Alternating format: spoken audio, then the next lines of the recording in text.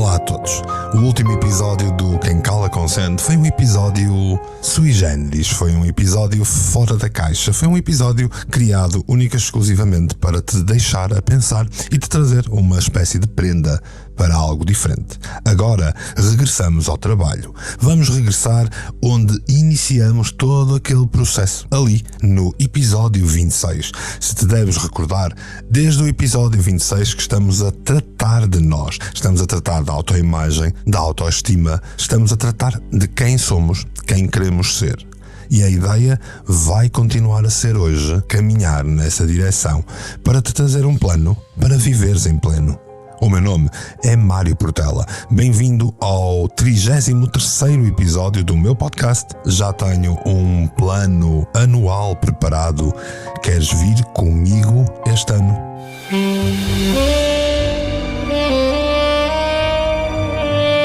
Quem cala, consente. Podcast por Mário Portela.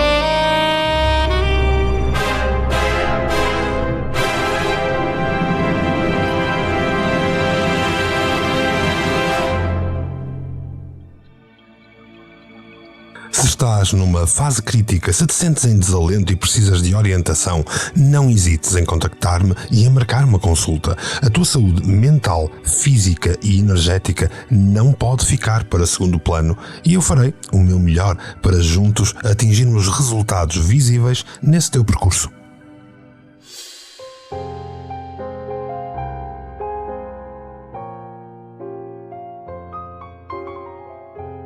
Já pensaste como alguns atletas ou estrelas do palco parecem de repente ganhar vida quando chega a sua vez de agir ou atuar? Conta-se que quando Elvis Presley chegava a um novo local de concerto, pedia para que a sua roulotte ou camarote fosse colocado exatamente a 915 metros do palco. A ideia dele era que, fosse qual fosse o seu estado de espírito, quando ele saísse do camarote ou da sua roulotte, usava aquela caminhada de 915 metros para se colocar num estado de confiança, criar carisma de tal forma tangível que as pessoas sentiam a sua presença e começavam a ovacioná-lo ao longo de todo o trajeto, mesmo antes dele entrar no palco. Aquele processo construía-o, aquele processo era o processo dele de tratar do eu. Hoje vou partilhar contigo o início de como lidar com as tuas emoções. No fundo, vamos tentar ver os segredos de dominar as emoções, guiar-te numa série de exercícios que te vão permitir sobressair o teu ser, dar-te mais confiança e ensinar-te a autogestão. Vamos fazer isso tudo hoje? Não. Hoje vou-te dar a pedra basilar. E a pedra basilar é entender o que é um estado emocional, como lidar com isso e em que moldes podes começar já a fazer a tua parte.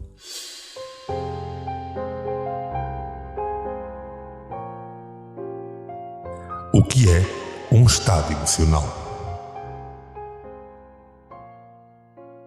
Para dominar as nossas emoções, devemos primeiro perceber o que é que, na verdade, são as emoções, como é que funcionam, onde é que elas estão alojadas, porque é que existem. Já testemunhaste o mesmo acontecimento que outra pessoa, descobrindo mais tarde que a outra pessoa teve uma experiência completamente diferente da tua, certo?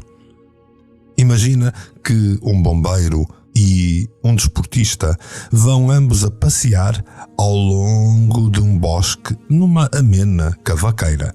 Aquilo que vai acontecer é que quando chegarem ao fim eles tiveram experiências completamente diferentes. Provavelmente o desportista esteve a avaliar o nível daquele caminho. Provavelmente na cabeça dele daria para perceber se ali iria ser interessante um dia fazer o seu jogging matinal. Por outro lado, o bombeiro poderia certamente estar a pensar em coisas completamente diferentes, como o distanciamento de segurança entre as árvores. A experiência foi a mesma. O resultado, a perspectiva, o processo emocional foi completamente diferente. Como é que é possível então terem estado duas pessoas no mesmo local, na mesma altura, a viver a mesma experiência e terem sentido as coisas de modo tão diferente? Vê, por exemplo, a questão das vertigens.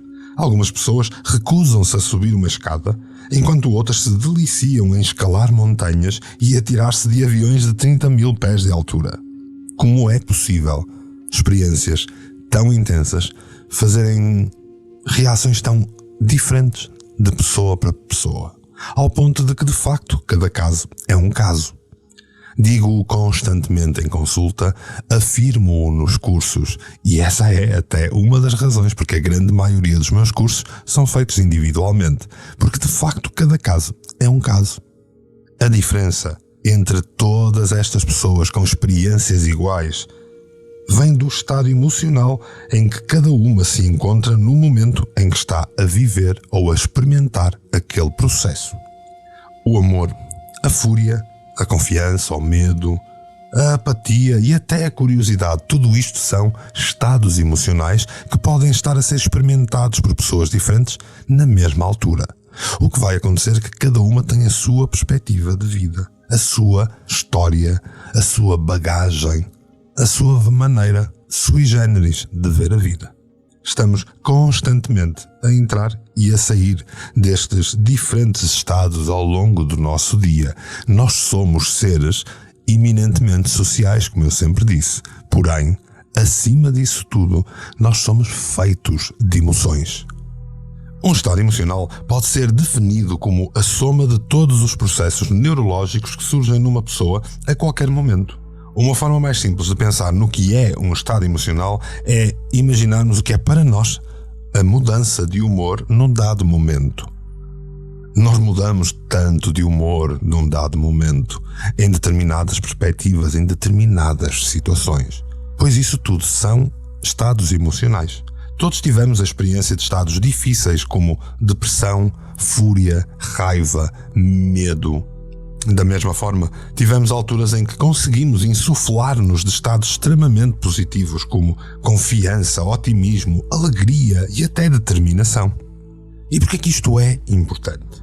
Isto é importante porque todo o comportamento humano resulta de um estado, e esse estado é sempre emocional.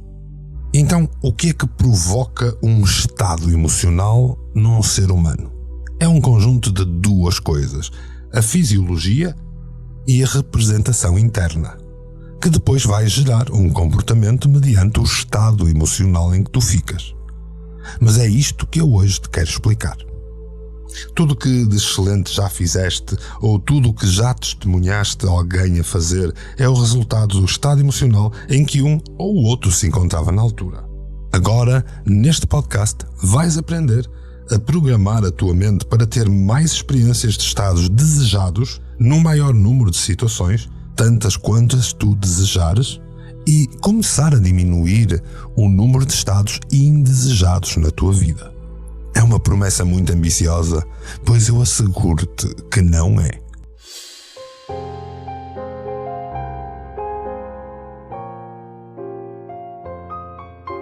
De onde vêm os sentimentos?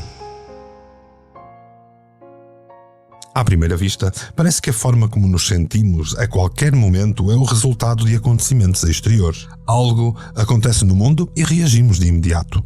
Algo acontece à nossa volta, no nosso ambiente, e altera-nos o nosso estado emocional automaticamente. Podes fazer uma experiência simples. Imagina-te a entrar numa sala e quando entras nessa sala, vês à tua frente alguém que tu sempre admiraste. Agora imagina que alguém entra contigo. Nunca nutriu nada de especial por aquela pessoa que já está na sala. Nota como o teu estado emocional está e imagina como estará o estado emocional da outra pessoa.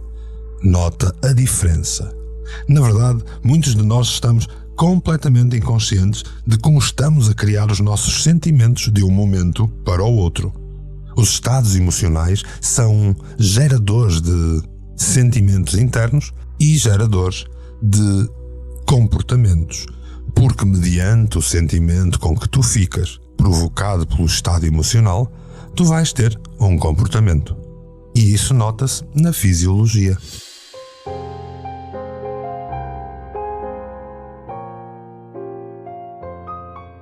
A fisiologia. Uma das formas como influenciamos constantemente o nosso estado é através da maneira como usamos o nosso corpo.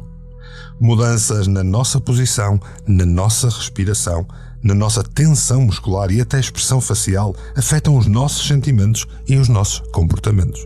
Se estiveste atento a este podcast desde o início, tu já saberias que o simples facto de mudares uma posição no teu corpo altera o teu estado emocional. Por exemplo, dedica-te agora, por alguns instantes, a pensar num momento em que estavas particularmente nervoso. Consegues lembrar-te assim de um momento em que estavas particularmente nervoso? Talvez antes de te levantares para fazer uma apresentação de um trabalho, ou antes de colocares uma pergunta particularmente difícil, ou a alguém que tinhas algum temor. Consegues lembrar-te assim de um momento em que estavas particularmente nervoso? Agora deixa integrar. Sente intensamente esse estado nervoso. Agora para, respira fundo e estejas onde estiveres. Planta firmemente os teus pés no chão, roda os ombros para trás como quem quer fazer peito, põe um grande sorriso idiota na cara, de forma exagerada, e levanta a cara com ar de arrogante. Sim, faz isto tudo. Eu repito. Pés muito firmes nesse chão, peito feito, ombros para trás, cabeça levantada e um sorriso forçado na boca. Estás a conseguir fazer isso? Então agora desafio-te. Tenta lá pensar naquele estado que te deixou nervoso, nessa postura, e diz-me se consegues.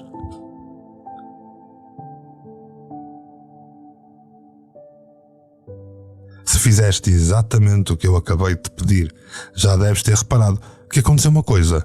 Os sentimentos acerca da situação mudaram.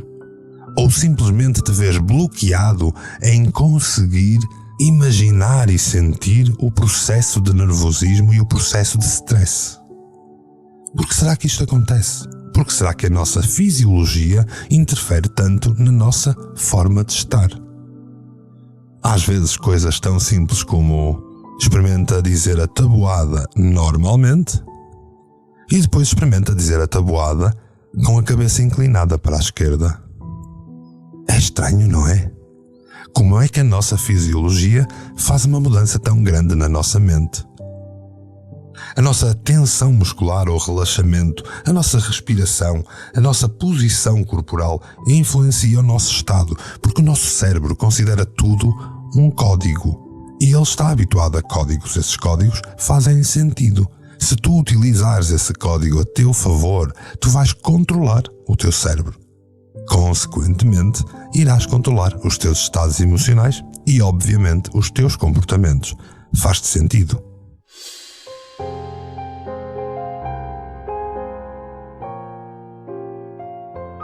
Representações internas. Falei-te da fisiologia, mas falta agora falar das representações internas. Este é o outro fator determinante na forma como nos sentimos a todo momento. É o fator que eu gosto de dizer que são os filmes na nossa cabeça. São os filmes que nós criamos na nossa imaginação, a forma como falamos connosco, aquilo que os psicólogos chamam de diálogo interior. Referimos-nos a essas imagens, a esses sons, a essas representações mentais como representações internas. E são isso mesmo, representações da realidade, não a realidade em si. As tuas representações internas da realidade são-te únicas. São uma espécie de impressão digital, única e exclusiva a ti mesmo. São as tuas percepções pessoais sobre o teu mundo. E de facto tu vês o mundo de uma maneira única porque tu vês pela tua representação interna. Na verdade, são o teu mapa do teu mundo. Aliás, isto vai de encontro a um dos pressupostos mais importantes de programação neurolinguística que nós, practitioners, gostamos de chamar o mapa não é o território. Como te dizia, se as tuas representações internas são o mapa do teu mundo, então quer dizer que elas são incompletas e repleto de generalizações, elementos apagados, elementos distorcidos, porque é de facto apenas e só o mapa de uma única perspectiva, a tua. Esta é a razão pela qual duas pessoas podem testemunhar exatamente o mesmo acontecimento e, no entanto, terem uma experiência desse acontecimento completamente diferente. Então, e o que dizer desses filmes na tua cabeça? Na minha experiência, todos têm a capacidade para visualizar, para comprová-lo pessoalmente. Responda à seguinte pergunta: qual é o aspecto da porta da tua entrada de casa? Pensa nisso. Como é a porta da tua casa? Tão simples. Se tu até fechares os olhos, tu vais quase conseguir visualizar a porta de entrada da tua casa. Basta dizer isto: porta da tua casa. É incrível como o nosso cérebro consegue visualizar. Claro que, com treinos meditativos, com experiências, com cada vez mais treino, tu irás mais longe e a tua visualização ir-se-á desenvolvendo. Porém, todos somos capazes de visualizar dentro da nossa mente. Ora, pensa lá no aspecto da porta de tua casa. De que cor é?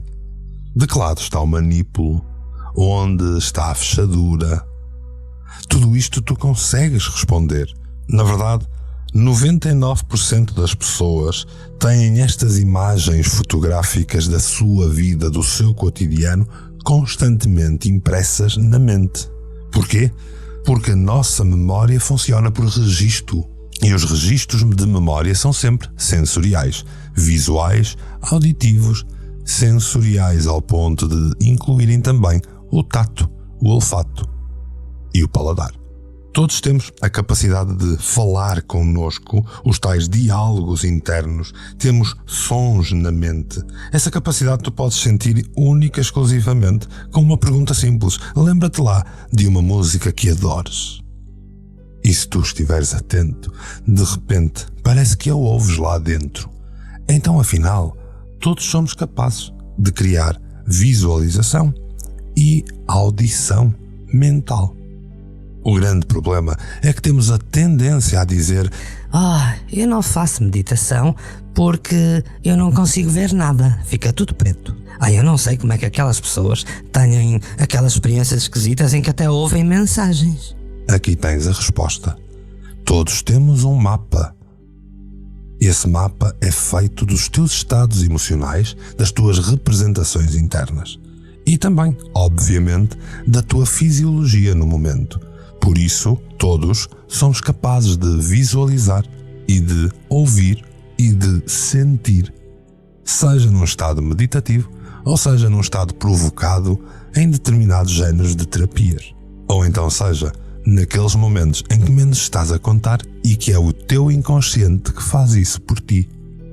Agora que falamos da tua fisiologia, o quanto essa fisiologia afeta os teus estados emocionais, agora que percebemos como funcionam as representações internas e o quanto elas são únicas e exclusivas a cada um de nós, agora que entendemos que são os estados emocionais provocados pela fisiologia e pelas representações internas que nos causam sentimentos e nos provocam ações, reações que nós chamamos comportamento, então já sabemos onde devemos atuar. Devemos atuar nas representações internas, na fisiologia, para que consigamos mudar comportamentos, reações, ações e sentimentos. E é exatamente disso que o Quem Cala Consente vai versar nos próximos episódios. Sim, é isso mesmo. Foi para isso que eu criei esta segunda fase no podcast Quem Cala Consente, que começou ali no episódio 26, em que começamos a trabalhar a autoimagem. Agora, a ideia é e continuará a ser criar um plano para viver em pleno. Por hoje, vamos ficar por aqui. No próximo episódio, eu vou falar-te de como lidar com estas representações internas, de como lidar com esta fisiologia. E depois vamos aprender algumas técnicas de autogestão. Quem sabe, muito em breve, durante os próximos episódios, não vais também aprender a conseguir controlar os teus comportamentos, a gerar pensamentos, sentimentos, estados emocionais positivos e a começar a eliminar aquilo que não te faz bem.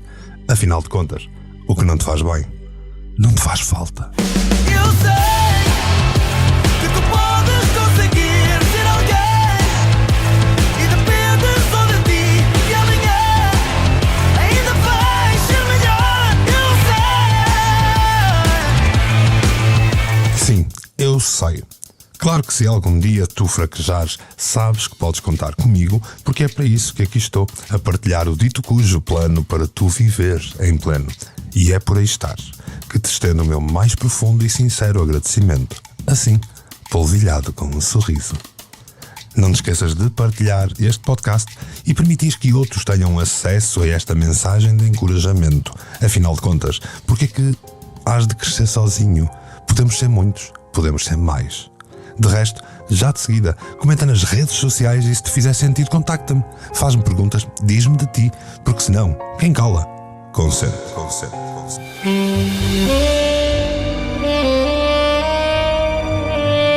Quem cala, consente.